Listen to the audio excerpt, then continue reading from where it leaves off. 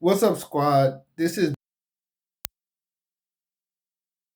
today. Now we're getting reports out of Sudan, the RSF, Rapid Support Forces, the rebel group in the civil war.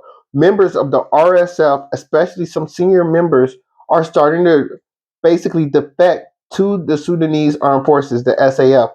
The SAF has basically made it easy for them to do so, causing a split within RSF forces.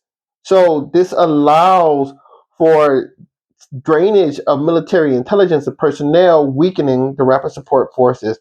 Now, the RSF fought their way to Khartoum. They had Sudanese armed forces pinned against the Red Sea, and two occurrences prevented collapse of the government forces. One, RSF, they're outsiders. They're from the interior of Africa. They're from the Darfur region. They really had no real roots or the ability to consolidate power within the capital.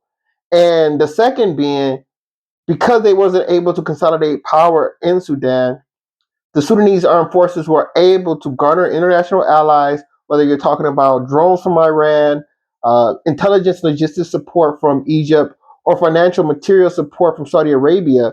The the SAF were able to fight their way back and take Khartoum, and now they're marching to the western regions of the country. Now, this is very interesting. I don't think that the government forces have the ability to knock out RSF completely because of the same reason the RSF couldn't knock out the government forces in Khartoum.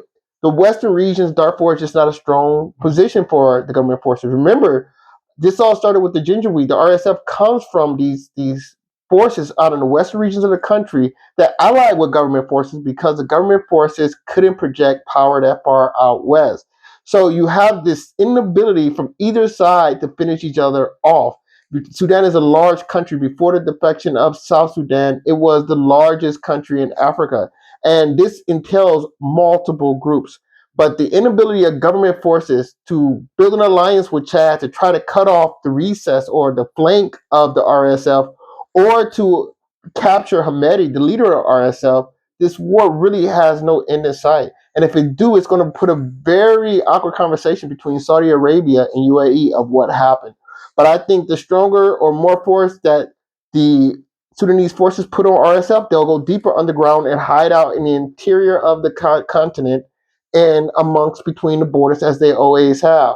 But I'm curious on your thoughts. Comment below, like, share, subscribe if you enjoy the content. Until next time, take care. Bantu up.